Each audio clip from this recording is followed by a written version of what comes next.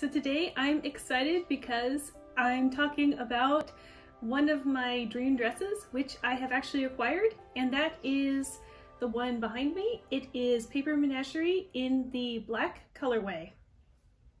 I first saw this dress on the Ladysloth website back in 2020 when I was first getting interested in Lolita fashion, because I needed something that was sweet and cute to distract me from everything else in 2020. But I missed the order period, so I was watching to see if it would become available again. And last fall in 2021, the order opened up again for this print, and I was like, yes, I'm going to get it. Ladysloth has a range of sizes, but I ended up getting custom size because this is my first time purchasing a JSK, which is a dress with no sleeves rather than a skirt. So I know if I get a skirt, it really just has to fit on the waist. So I've only got to worry about one measurement, but because this was a dress, I was a little bit more nervous. I looked at the measurements they had for small, which was the closest for me, but I was a little bit nervous because the bust frankly seemed huge compared to my measurements, and I also have a very long waist, so I was worried that particularly with Lolita fashion, which tends to have a slightly higher waist, it would end up fitting right on my rib cage and it would be too small. So it would be like too big in the bust and then squeezing me on my rib cage, which is no fun. So even though I do fall within their size ranges, I was like, you know, I'm paying $200 for this. I might as well just tell them my measurements and get one that is size to me and not theoretically what some person should look like as a size small. So I went with the custom sizing. In particular, I really didn't want it to be too loose on the bust because even though I have some dresses that are looser, I had the feeling that this one would just look really weird if it wasn't fitted, and I think that's because it is Lolita and based on more folded garments like a kimono or a yukata, and those you're supposed to fold until they're snug to your size. They're not supposed to be loose or baggy. So I think that's why I had this idea that if it was baggy at all, it wouldn't look good. So I put in the order, I gave them all my measurements, they sent me a doc, which I hopefully followed correctly, and I started waiting. And at the end of December 2021, I noticed that they were shipping out orders from this series because I followed their Instagram. And so I messaged them and said, oh, like, are you shipping out the custom ones too? When am I likely to get my order? And they messaged me back and said, oh, should be shipped by the middle of January. Middle of January came, end of January came, and I still didn't get a notification. So I essentially spent February playing tag with Ladysloth on their various platforms, and they finally messaged me back towards the end of February and said, we're at the post office, we're definitely shipping your order, you should get an update for tracking notification in a week. And also around this time is when Russia invaded Ukraine, and since Ladysloth is a Polish brand and Poland shares a border with Ukraine, it's absolutely bonkers over there as well. They're absolutely flooded with refugees and everyone's trying to help out however they can. I was not optimistic at this point that my order would actually be arriving anytime soon if it wasn't lost in the mail. I could see that Ladysloth was still busy shipping stuff out and promoting their next series and even doing a fundraiser to help Ukraine, so I didn't feel too bad about messaging them for updates as long as I was somewhat sensitive to the fact they're probably dealing with a lot. However, After about a week, I did get an email confirmation that my order had shipped, but when I tried entering the tracking number, it was not found. And I tried again in a couple days, still not found. In a few more days, still not found. So I was like, it's gone, it's gone. It's because everything is nuts in that area of Europe right now. Like they have no time to keep track of fashion in the mail. No one cares about that. Goodbye. I'm never going to see this. About 10 days to 2 weeks after Ladysloth had shipped the package, I found a notice with that tracking number that said a package had been attempted to be delivered and no one was home, so it is now waiting at the post office. And of course I found that on Saturday, so I had to wait all through Sunday to Monday, praying that my dress was still at the post office and I would be able to pick it up. And on Monday, as soon as I could, I rushed over to the post office before they decided to ship it back to Poland for terrible reasons that I can't understand.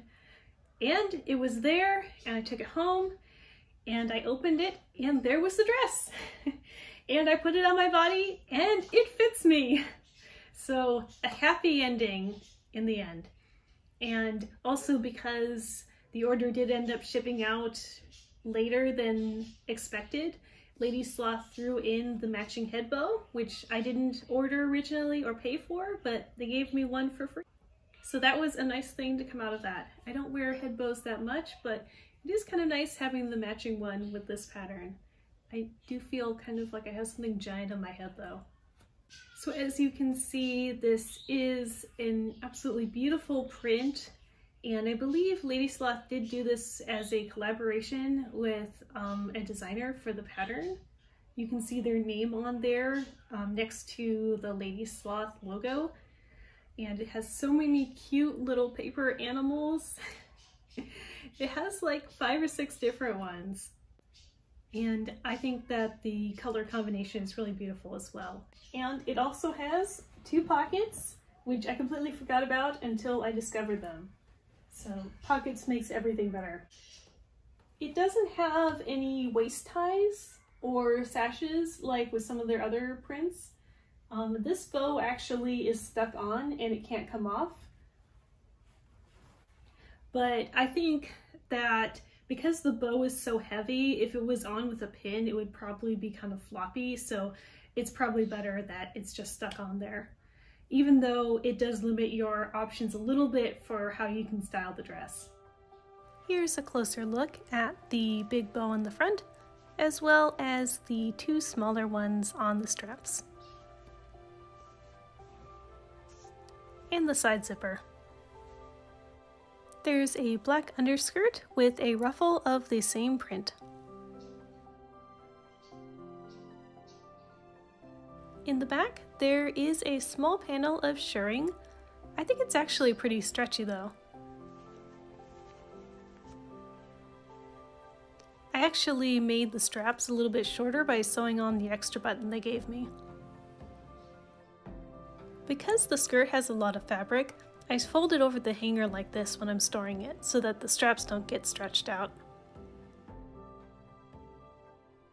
I know some people who are not of Japanese ancestry feel a little bit weird about wearing wa Lolita, which is Lolita fashion that's inspired by traditional Japanese prints and cuts. My take on it is that this is fashion, it's just to be enjoyed, and many people like this kind of pattern and many people like origami animals, and it's not just something that you have to be of a certain culture to enjoy.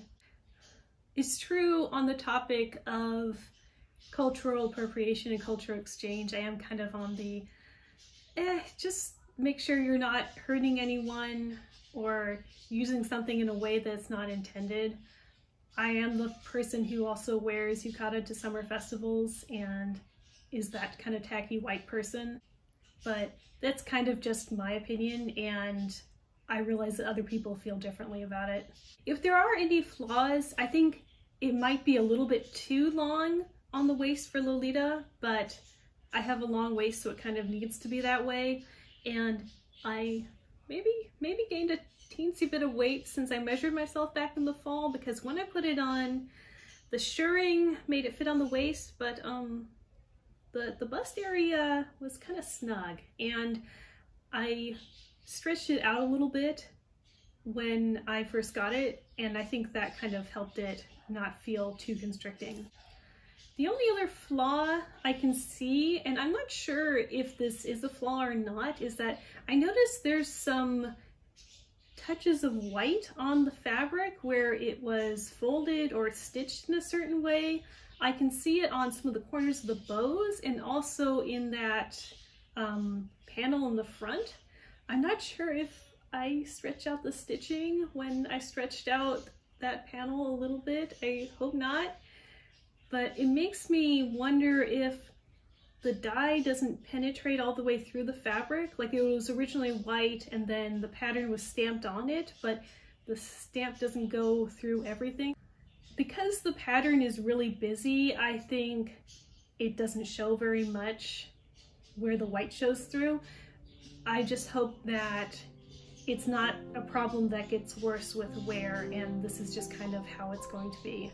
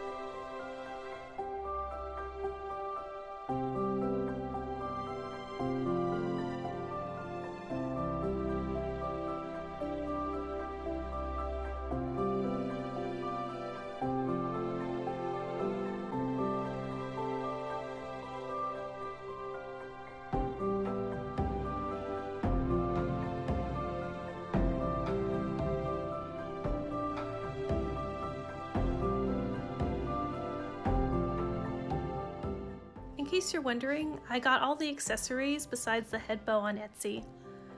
I especially like the 2 flower hair clips. Anyway, thank you for watching my video and listening to me ramble about how much I love this print. I could ramble much longer.